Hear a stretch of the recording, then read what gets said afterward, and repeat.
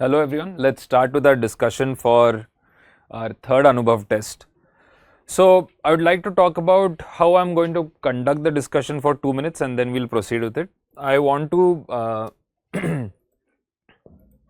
first talk about whether a question type, each time we see a passage and a question, तो पहले मैं question type को identify करूँगा as standard या non-standard.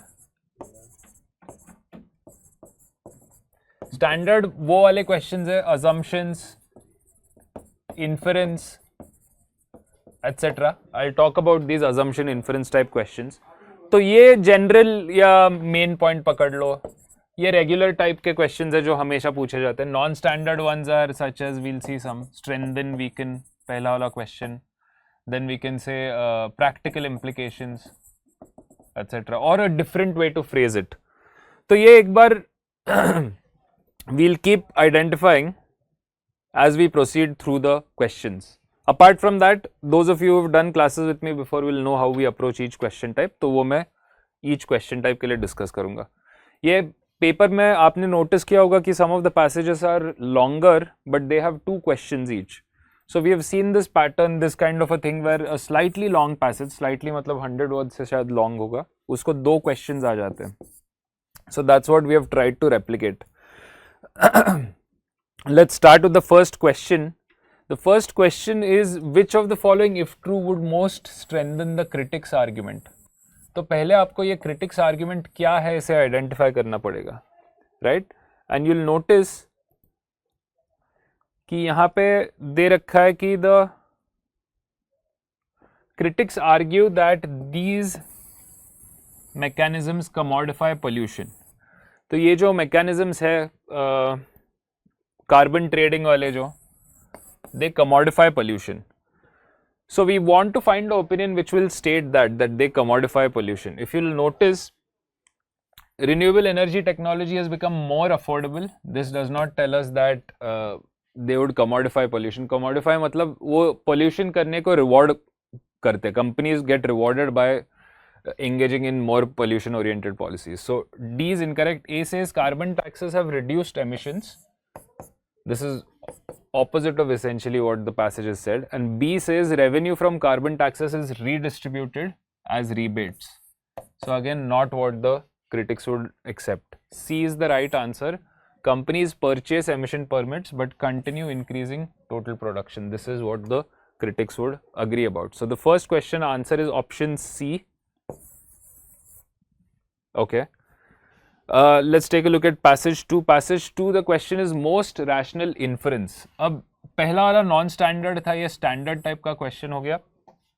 So standard type inference, we use one or more facts or pieces of evidence to derive a fresh conclusion. Derive a fresh conclusion. इसको inference कहेंगे. So option A says market forces are sufficient to drive sustainable transactions.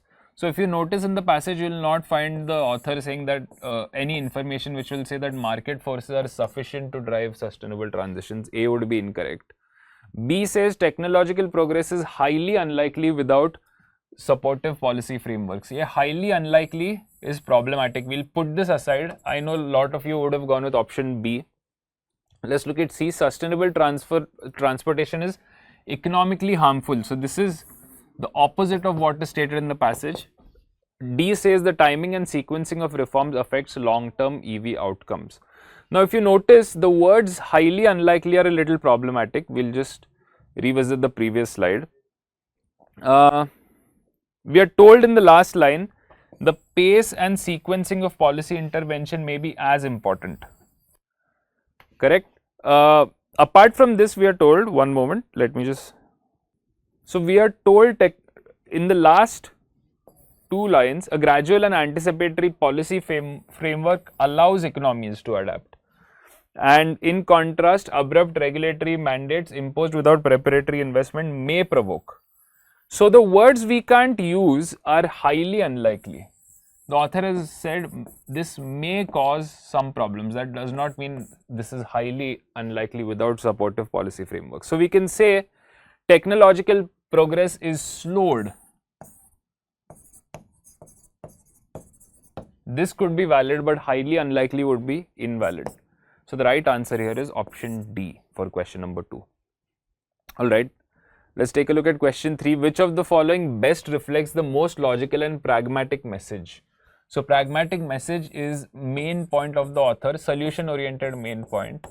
Pragmatic word, I'll explain this even better for a pragmatic implication question, but usually when pragmatic is used, the exam tends to give us options which are solution oriented, and in this case a solution oriented option we are looking for the main point of the author. So A says water management should be largely decentralized with minimal central oversight. So minimal central oversight is invalid. The author does say that it should be largely decentralized. The author does recommend decentralization, not largely, but decentralization is recommended, but this is incorrect. Minimal central oversight is incorrect. B says India's water governance policy must accommodate for region specific strategies with in combination with national coordination. So you should have region specific strategies in combination with national coordination. This sounds like it could be the right answer. Let's look at C. A single uniform policy can be sufficient only if it allows. The author in fact does not talk about a single template that can be sufficient for all regions. This is incorrect according to the passage. And D, demand is a primary driver. This is not stated. Even if it was true, we can't say it's a pragmatic solution oriented message. So let's look at the main message here, which is option B, which is the right answer. Option B tells us India's water governance policy must accommodate, so it's giving us a recommendation or a solution, region specific strategies, which is told, and in combination with national coordination. Coordination has also been considered positive. So the right answer here is option B. Let's take a look at the next one. Question 4, with reference to the passage, the following assumptions have been made. Regional ecological diversity necessitates differential policy interventions for effective water governance policy.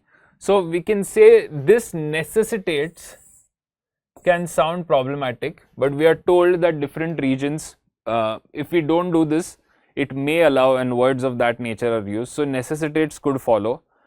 2 says the impact of national level coordination is restricted unless region specific water challenges are adequately addressed. So 1 seems to be possible, but 2, I know many people have probably made a mistake because is restricted is used, but if you read ahead, we are told it's restricted unless region specific challenges are addressed. So this makes option 2 correct as well, right? And regional ecological diversity is discussed in the passage, mountain regions versus other regions, requires a different policy approach, different policy intervention for effectiveness. So the right answer here would be option C. Option C is the right answer for question 4. Okay, let's take a look at question 11. Which one of the following statements best reflects the critical message conveyed by the passage? What is the main point of the author here? Now you'll notice some quantifying and critical message. This would be a standard question type. The main point of the author here would be unemployment is no longer a major issue. This is not discussing the main point. The author does discuss unemployment being not that much of an issue, but not from the point of view that it's no longer a major issue. Alright, so unemployment is discussed in the passage as not being as, or rather poverty and other factors make a person more vulnerable than unemployment alone is discussed in the passage. So unemployment is no longer a major issue would be invalid. Poverty alleviation programs are ineffective in reducing deprivation. Unemployment is the underlying problem. We'll put B aside. Let's look at compare this to option C. Economic vulnerability extends beyond official poverty classification. This is what the author says, that vulnerability is not just official classification of an individual, because many economic shocks, the words used by the author in the passage, many economic shocks actually cause the vulnerability to rise up the economic chain. So option C is actually the correct answer here. Option D, informal employment should be formalized. No such recommendation made. We can't include this as the main message. poverty alleviation programs are ineffective. It has been mentioned in the passage that poverty alleviation programs are there, but we aren't discussing, or it's been implied, but we aren't discussing them from the point of view of what impact they have on vulnerability. Vulnerability increases because of economic shocks is the main point of the author. Option C is the correct answer. So these economic shocks cause vulnerabilities which should be included in official classification. So option C is the correct answer. Let's take a look at question 12. With reference to the above passage, following assumptions have been made. Now, assumptions, we are looking for an underlying argument, right? A valid underlying,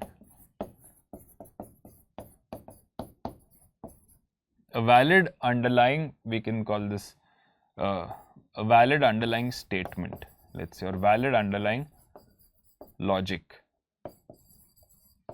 So this means it's underlying the logic of the passage in the sense that it's necessary for the passage that this logic exists. I'll exemplify that using this question. So individuals who are not officially classified as poor may still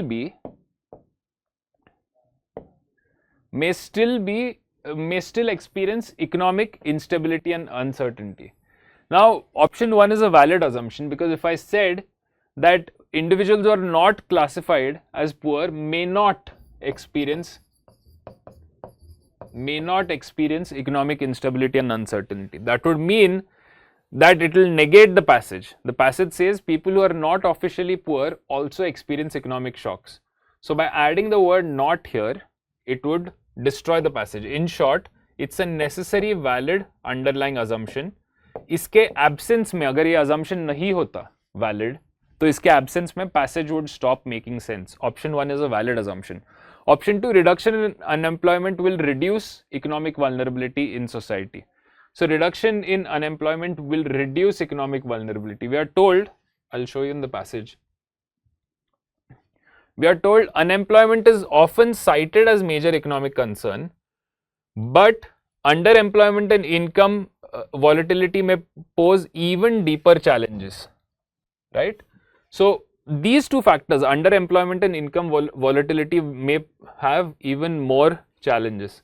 So reduction in unemployment will reduce would be invalid. The right answer here would be option A. Question 12, the right answer would be option A. Alright, question 13. Which one of the following statements best reflects the corollary to the above passage? Corollary means, I'll define corollary, although we have done this in class. Corollary means a conclusion which naturally follows. A conclusion which naturally follows. What you want to add to this, this is the dictionary definition, a conclusion which naturally follows some logic. But for the exam, you want to add a conclusion which naturally follows the logic of the main point. तो author का इस passage में कोई एक main point होगा, some one specific main point. That one specific main point will have some logic. उस logic से which other logic is applicable? That's what we are searching for. So let's take a look at in this question. Now you have to identify the logic carefully, but the last line here, the diversity suggests structural constraints within the sector that have limited its transformative potential in the broader economy. So boosting industrial output, we are talking about manufacturing and its impact. The divergence suggests there are some structural constraints which reduce the impact of manufacturing. Manufacturing का impact घट रहा है because of some structural problems that exist. So now let's take a look at the options. A, economic liberalization was primarily responsible for decline. We can't say liberalization was primarily responsible. We want something that says there are structural constraints causing the impact of manufacturing sector to reduce. So A is incorrect. B says structural bottlenecks have prevented manufacturing from playing a leading role. So this could be valid. Let's look at C. Services sector should be discouraged. Should be discouraged. Incorrect. To promote manufacturing growth. Ek to this doesn't make sense. Services should be discouraged to promote manufacturing. That's invalid. D. Capital intensive industries are inherently unsuitable for development. Again, invalid. So, notice something about option B. It is the conclusion which is naturally derived from the main point of the author, which is divergence suggests structural constraints. There are structural constraints for manufacturing to succeed. That's the main point. Option B is a valid conclusion derived on the basis of the main point of the author. All right. Let's take a look at question 21. Which one of the following best reflects the most logical and rational message conveyed? Another main point question. Traditional crafts should be preserved exactly as they existed in the past while making room for newer interpretations. Should be preserved exactly as they existed in the past. The author says that there is disagreement about whether there was one such existence. Solely as relics of the past limits their appeal. So, the author is saying should be preserved would be the opposite of the author's message. Look at option D. Younger generations are unwilling to engage in craft-based occupations. So, invalid. Traditional crafts need to be understood beyond rigid heritage narratives and integrated with contemporary realities. So, इनको modern reality के साथ traditional crafts को integrate करो, which is valid, and understand them beyond rigid narratives, which is also valid. So, C is a possible answer. B. State support is ineffective in modern India. State support is not effectively directed. ये बोल सकते हो आप. But is ineffective in modern India, दोनों invalid है. So, I know some people have gone with option B here for question 21, but the correct answer is option C. Alright. Let's take a look at question 22. The same passage, we are drawing inferences. Inferences, I told you, are fresh conclusions made on the basis of the passage.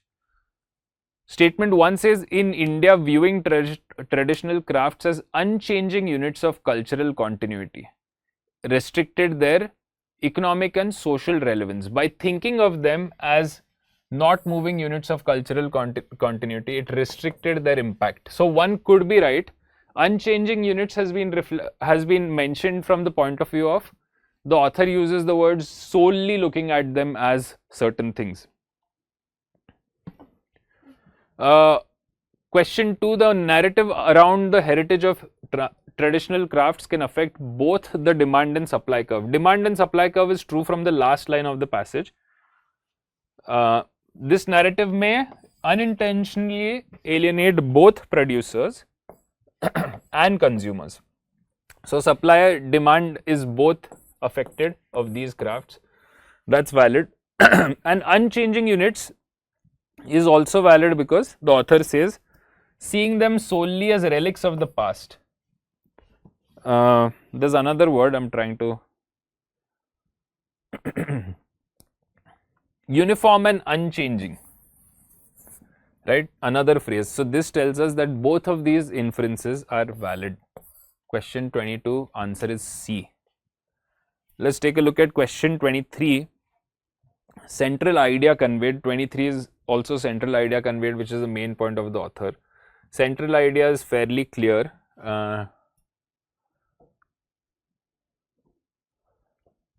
That the last line, reform is not about abandoning structure, but about nurturing independent and reflective thinkers.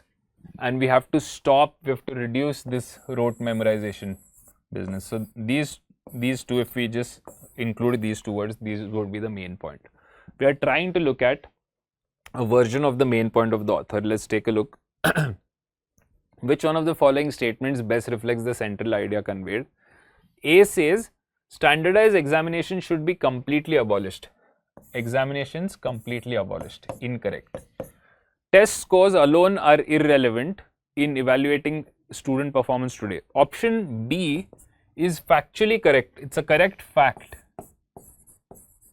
but it is not the main point, right? Test scores alone are we can't say irrelevant, are less relevant.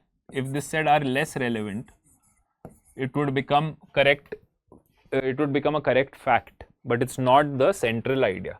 Even if we consider this as less relevant, it's not the central idea. So I know some of you have gone with B. B is actually incorrect. C, employers are responsible for redesigning educational curricula. This is not true. Employers are not responsible from the passage. And D is the right answer for question 23. Education must shift from rote learning to critical thinking. We should have autonomy and independence, nurturing independent thinkers. So D is the right answer. It should foster critical thinking. 24. Assumptions.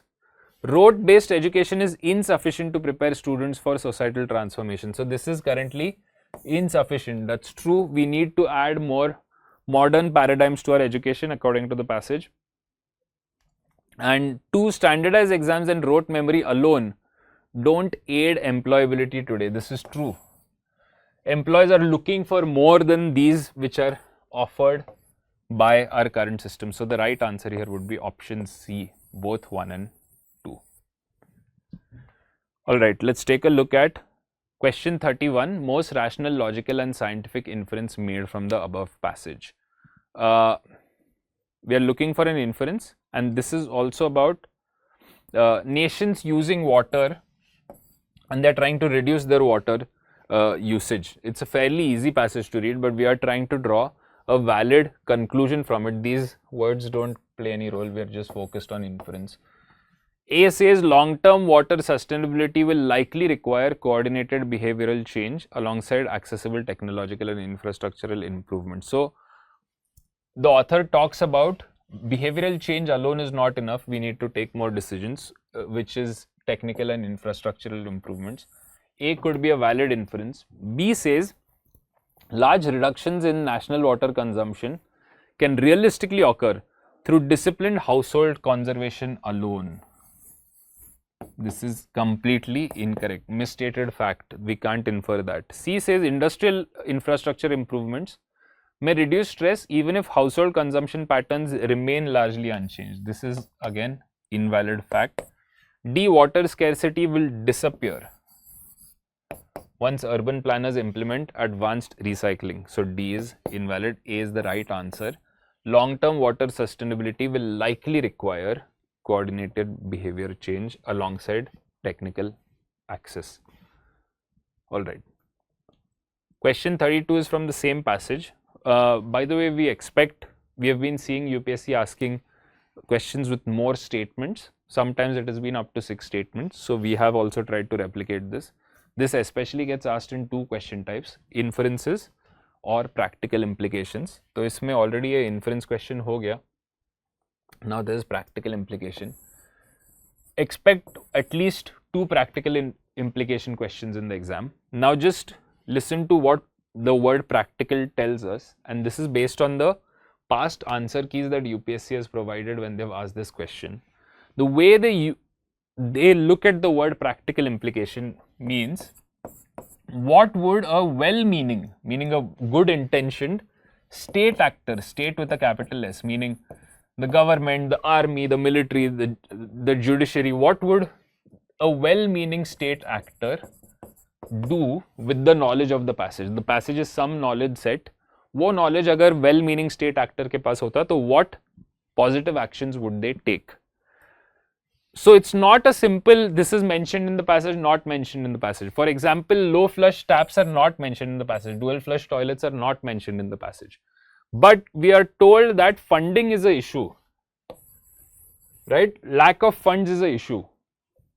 So if lack of funds is an issue and government should be taking more action in aiding behavioral change, household behavioral change is mentioned in the passage. Household changes in household behavior. If the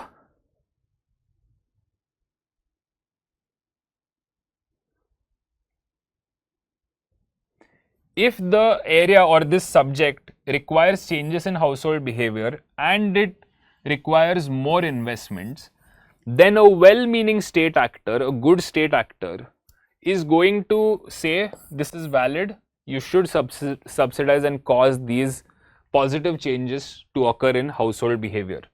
One is valid. Two, urban authorities should modernize aging municipal pipelines and establish routine leak detection monitoring systems. This is also true. They should modernize. We are told our systems are old and they are leaky.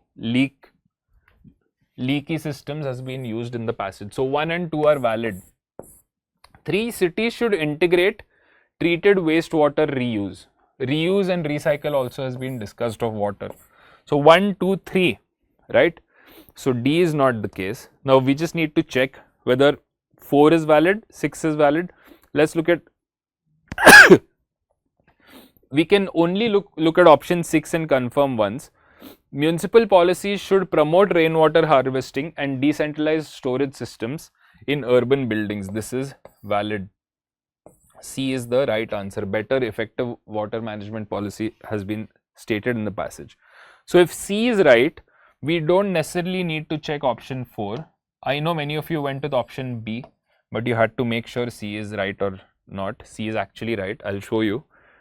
Why make should promote rainwater harvesting in municipal policies.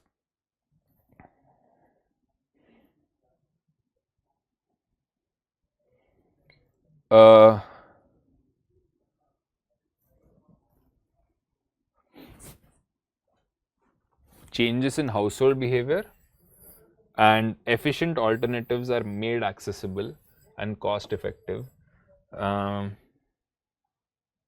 Combination of demand side and supply side innovation. So promote rainwater harvesting and decentralized storage would be a part of the solutions offered. C is the right answer for question 32. So again, think of the practical implication question like, what would a well-meaning state actor, a state-oriented actor do if they knew that passage? Let's take a look at question 33. Best reflects the central message conveyed. So we are so far, except most practical implication, which is question 32, and question number 1 of the paper, which is strengthens the critic's argument. Except these two, all the questions we have seen so far are standard questions. They are main point questions, assumption questions, inference questions. Okay, so we are looking for the main point of the author. And closing material loops is not merely an environmental imperative, but also an economic necessity. ये closing material loops का मतलब ये है जो material transfer होता है industries में, especially in e-waste. Make sure that you recover those materials and you recycle those materials.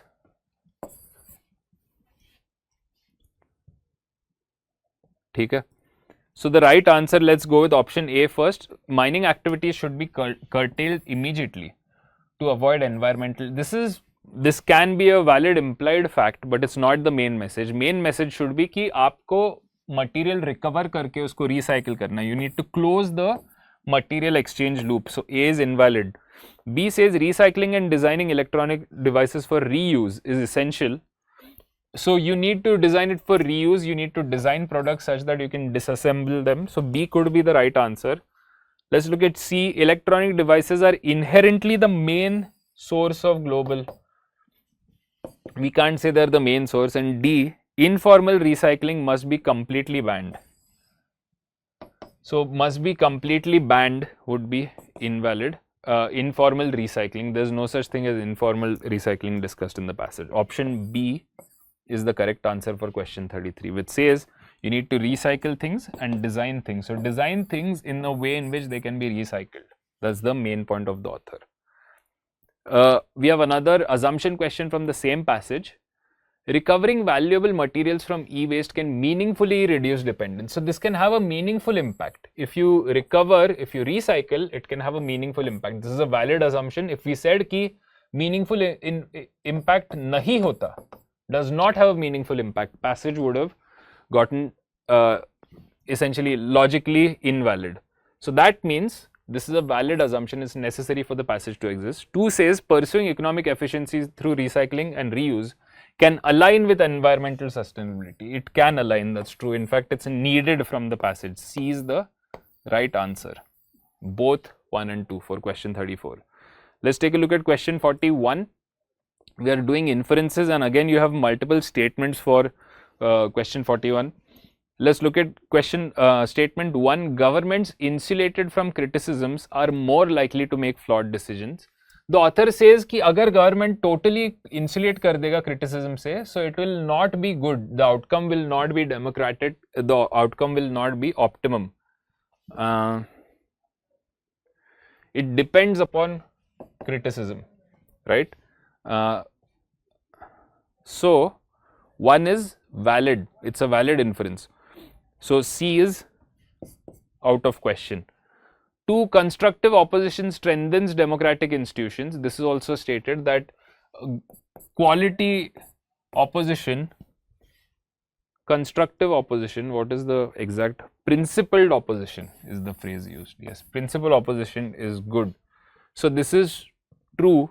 So 1 and 2 are valid inferences from the passage. 3 says suppressing dissent can lead to stagnation. So this has also been mentioned. It can lead to stagnation and arbitrary governance policies. So 1, 2, 3 are valid. So you can go with option D. If you actually check 1, 2, 3 carefully enough, you can go with option D. You don't need to check these. So for both the 6 statement questions, the practical implication one and this one, if you notice, you go through the first few well enough, you can actually do you can save maybe like around 20 seconds, 25 seconds of your time. Let's look at 4. Continuous hostility from opposition may be beneficial. So we can't say continuous hostility may be beneficial from the passage. This is incorrect. 5 says supporters' enthusiasm can blind them to policy flaws. So this is valid according to D as well. D is the right answer. And 6 says democracy functions best when opposition is obstructive, only when government actions are rule bound. Obstructive when rule bound is opposite. That's not a principled opposition, that's a unprincipled opposition. So D is the right answer here. Alright. 42 says which of the following best sums up the passage? We want to summarize the entire passage. We want to find the option which can in theory replace the passage as a shorter version of the passage. A says loyal supporters are insufficient. This is incorrect. We just want to say dissent should not be suppressed totally, right? Dissent should not be suppressed totally. That's the version we are looking for. D says constructive opposition and criticism inevitably weaken democracy. Constructive opposition weakens democracy, opposite of the passage. B says supporting dissent may for a short while ensure unity. So suppressing dissent may ensure unity. This is again opposite of what the passage said. So the only right answer is option C. If a government insulates itself from criticism, it will lead to errors, and if it has constructive opposition, it will strengthen democracy. C is the valid answer. Alright, let's look at question 43, the crux of the passage. Again, main point. By the way, nowadays they've been asking like around 10 plus main point questions, so I expect many main point questions in this year's paper as well. There's no predicting UPSC, of course, but based on the past 2 years, we can say this. This line, trust functions as social mechanism that allows transactions to proceed despite incomplete knowledge. This is the main point of the author. We are trying to find a replacement of it or a different way to phrase it. A says markets function better only when there is complete information. This is not true. We need to mention trust. Trust is more important than just information or knowledge. Risk cannot be completely removed. Again, not the main point of the passage. D, regulations are more important than trust. This is not stated in the passage. C is the right answer. Trust enables economic exchange despite uncertainty. Trust functions as a social mechanism that allows these to take place. C is the right answer for question number 43. Question 51, we are looking for corollary. I already told you corollary is a conclusion that we make from the main point of the author. It's the logical conclusion that is naturally derived from the main point of the author. The passage talks about how fish farming is affecting narrowing the genetic diversity of farmed fish. So the author says strategies that prioritize productivity without preserving genetic diversity. We are talking about fish, but strategies that prioritize productivity without thinking about genetic diversity may inadvertently increase vulnerability. So these strategies will be negative. So we want to find a conclusion derived from the last line of this passage. A says maintaining genetic diversity is crucial alongside productivity, could be the right answer. B says high productivity in aquaculture guarantees long-term food security. In fact, productivity would, as a standalone metric, would go against the author's message. C says wild fish populations are no longer necessary. Obviously goes against the passage. And D says diseases are primarily caused by poor water quality. This is not a valid conclusion based on the author's main message, especially the word primarily. So the right answer is option A, maintaining genetic diversity, which is what the author said, don't have a negative impact on diversity, and farmed fish populations is crucial alongside productivity improvements. So you need to do both productivity improvements and maintaining genetic diversity. All right. Question 52, you again have 5 statements and these are possible assumptions. We are again looking at a standard question type. One says reduced genetic diversity in farm fish increases vulnerability to diseases and environmental changes. This has been mentioned in the passage. These species become more vulnerable. 2 says productivity in agriculture can be sustained indefinitely without considering. This is obviously invalid. So if 1 is valid and 2 is invalid, so that leaves us with just option B. Right, question 52, right option is B. So again, we can just solve this question without actually needing to solve 3, 4 and 5. Just note this, without actually, longer questions can help us with the options and then we can actually go through a question quite fast when longer questions help us with the options. So B is the right answer here. 1 is valid and 2 is invalid. Right, B is the right answer. Notice 3, genetic diversity can enhance resilience is valid. This is the opposite of 1, so that's true. And 5 says selective breeding may improve growth and disease resistance, again valid. 4, wild fish populations are irrelevant, would be incorrect. B is the right answer for question 52. Question 53, which one of the following views would the author most likely support? This is a non-standard question type. We want an option which will be according to the main message of the author and it should strengthen the main message of the author. Okay, it should strengthen the main message of the author. So,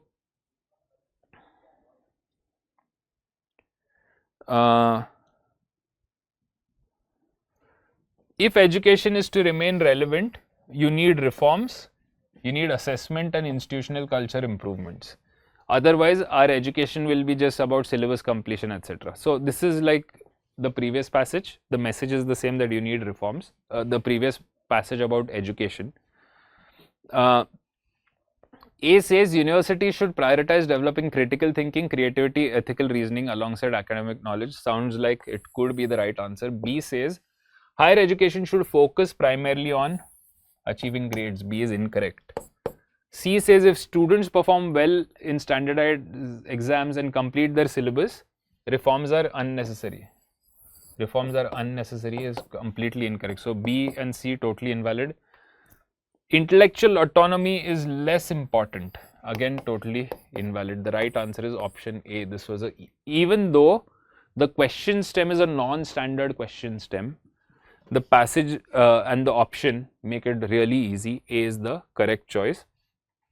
Let's take a look at question 61. Best reflects the corollary to the above passage. Again, a corollary question, which means main point ka logical conclusion. A says private healthcare services should largely replace the health system, especially at the goal to provide affordable. So we are discussing how public healthcare has not caught up, but we haven't said private services should largely replace. This would be invalid. Structural limitations have prevented public health sector from keeping pace with overall economic growth. Structural constraints within the public health system. All right. C says public health programs have failed completely. This would be invalid. And D, urbanization alone is responsible for the expansion of private healthcare. So option B is the right answer. Structural limitations have prevented the public health sector from keeping pace. All right. So question 62 from the same passage, we are looking at practical implications. So non-standard, but I told you already, we are trying to see what state actor, well-meaning state actor would do. What would a well-meaning state actor do? So one, increase public health expenditure as a percentage of GDP. So the lack of funds has been discussed in the passage. The exact phrase is expenditure as a percentage of GDP remained modest. Remained modest is what I was trying to recollect. So one is valid, expenditure should increase. Two, expand recruitment, training and retention of medical staff. Staff shortage also has been discussed in the passage. So 2 is valid. Now 1 and 2 are valid. That means C is incorrect and D is incorrect. So I only need to check option 6. So notice what I did again, use these to eliminate 2 options very fast. So I don't need to check option 3, option 4, option 5. I don't need to check this. I just need to check 6. Strengthen regulatory frameworks and public-private partnerships to improve efficiency and equity. So yes, regulatory frameworks are needed and private sector is doing well. So strengthen the public-private partnerships to improve efficiency. This is valid. B is the right answer. These actions a well-meaning state actor would do. Right? 5 says focus primarily on urban centers. This is invalid. So 5 is incorrect. B is the right answer for question 62. Question 63, the author of the passage. So I consider question 63 to be a properly difficult question. Those of you who attempted it may have gone wrong because, not because of the content of the passage, but because of the way the question stem is structured. It's unnecessarily adding this word except at the end, which UPSC has done a few times. Not too many, but we can expect that. The author of the passage would most likely agree with all the following statements except. So there are 3 things the author of the passage will agree with, which are not the right answer. So there will be 3 valid things the author will agree with. These are not the answer. We are looking for one invalid thing. The author should disagree with it. One invalid thing. So A says classical music gains vitality. We are told, by the way, classical music is portrayed as timeless. And because of this, if you promote it exclusively as a relic of heritage, then it would reduce its vitality. Because of this, it has not been able to, let me look for the exact phrase. It would alienate and marginalize young creative expressions. It has not led to new creative expressions. So A says it gains vitality when it interacts. This is something the author would agree with. The author would agree with this. So it's not our answer. B says framing classical music only as elite may alienate younger audiences. Again, the author would agree with this. It's not alienate, it is written here. D says cultural traditions are dynamic and evolve through reinterpretation. So A, B and D the author would agree with. What the author will not agree with is option C, and that's our answer. To preserve cultural authenticity, public funding and patronage should prioritize. You should prioritize. Public funding should prioritize tradition over innovation.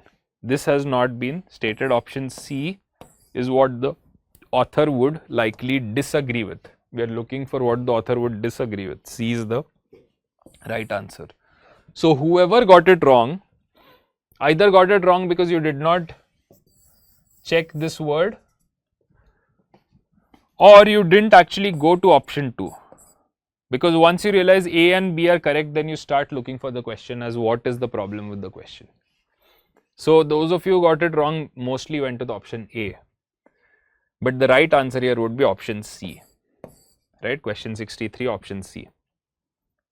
Okay. Question 71, we are drawing a summary. We are trying to replace the full passage.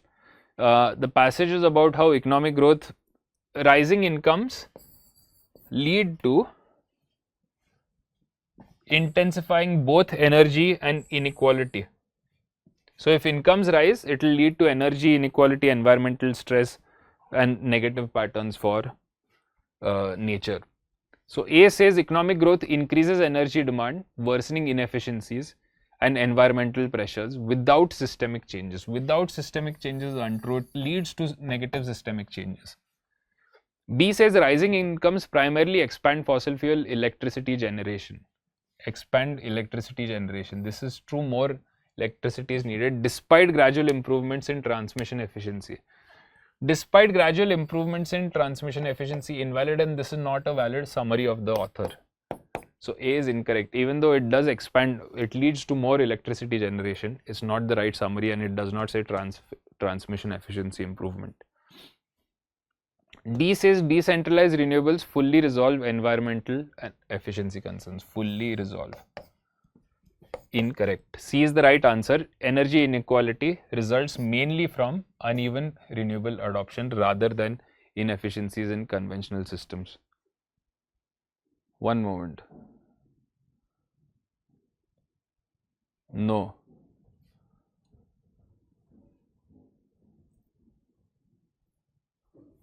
Without systemic changes, we'll put this aside. This is not stated. Let's look at C. Energy inequality results mainly from uneven renewable adoption.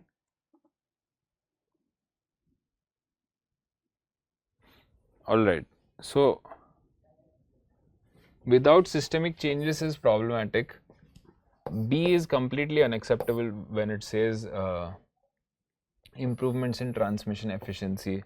Rising incomes primarily expand fossil fuel electricity generation, because एक तो ये despite वाला relationship नहीं discuss हो रखा है. Second is, this is not the main point of the author, so option B is incorrect. C is totally beyond scope. Energy inequality results mainly from uneven renewable adoption. D says decentralized renewables fully resolve environmental efficiency, so this is also incorrect. We want something that is closest to the last line of the passage, because here the last line is the best way to combine these two, which is growing affluence, rising incomes may intensify both energy inequality and environmental stress unless consumption patterns and energy systems are reconsidered. Now, without systemic change has not been directly stated in the passage, and in fact it's a little difficult to justify, but B, C, D are definitely incorrect. So option A is the only possible choice. Question 71 should also be properly considered a difficult question. There are two question types: main point and summary. We have discussed this in class ample number of times. Is when you compress information, and a lot of the times the examiner will give us options which we are forced to accept because no other alternative is possible. We get, when I compress a passage of 150 words to this, I get an imperfection which I'll be forced to accept.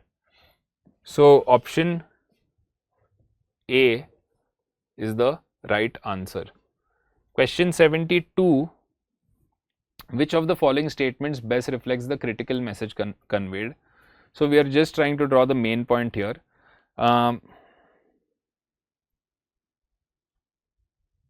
We are told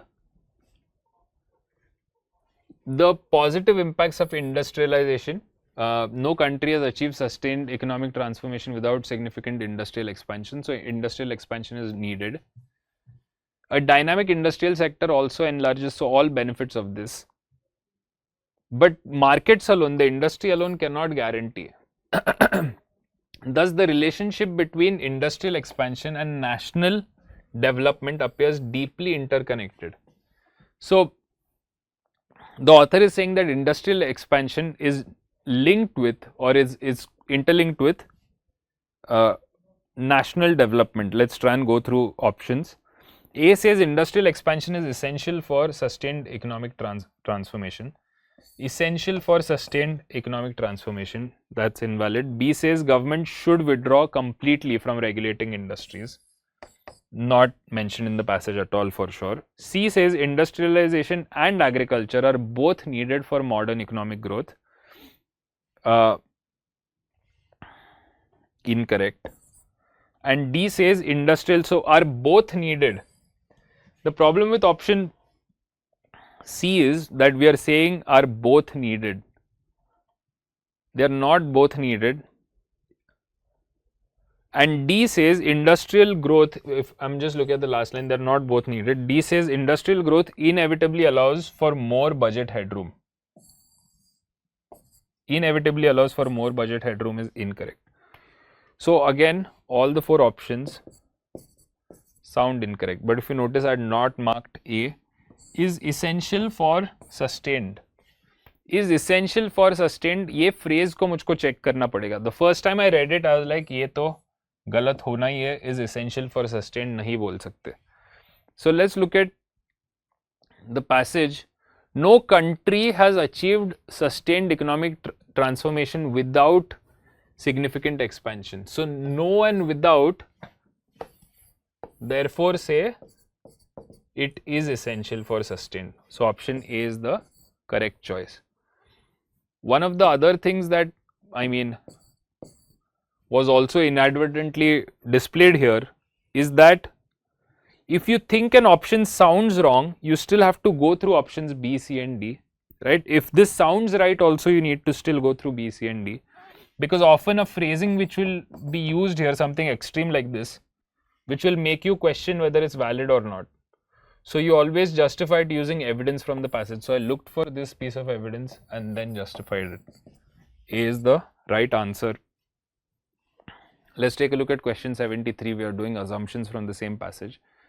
In industrialized nations, increase in labor productivity leads to technological innovation. Leads to technological innovation would be incorrect. This means that in these countries, industrialized ones, if labor increases, technological innovation happens. So let's say labor increases, then technological innovation increases. This relationship is not necessary from the passage. So leads to is incorrect. B says agricultural economy's ability to finance public goods like infrastructure and education is almost negligible. Agricultural financing ability is almost negligible. Invalid. D is the right answer for question number 73. All right. So you have one more Anubhav paper left. What I want all of you all to remember, in very brief ways, I defined inference, assumption. I revisited implication questions which I expect to appear in the exam, and they'll be there in the next Anubhav paper. And I told you about the author agreeing and strengthening the critic's argument. So we discussed 3 non-standard types, and otherwise we looked at most of the standard types. For each option, I went through and looked for what invalid words are there, and then I went and looked for evidence. That process, searching for a specific phrase and then trying to find that specific phrase and then evaluating your answer. As you notice with question 71 and 72, I had to revisit the evaluation of the first statement. So that is also frequently required. We'll also see some such questions in Anubhav 4, but I want you to follow the practices I've shown you here.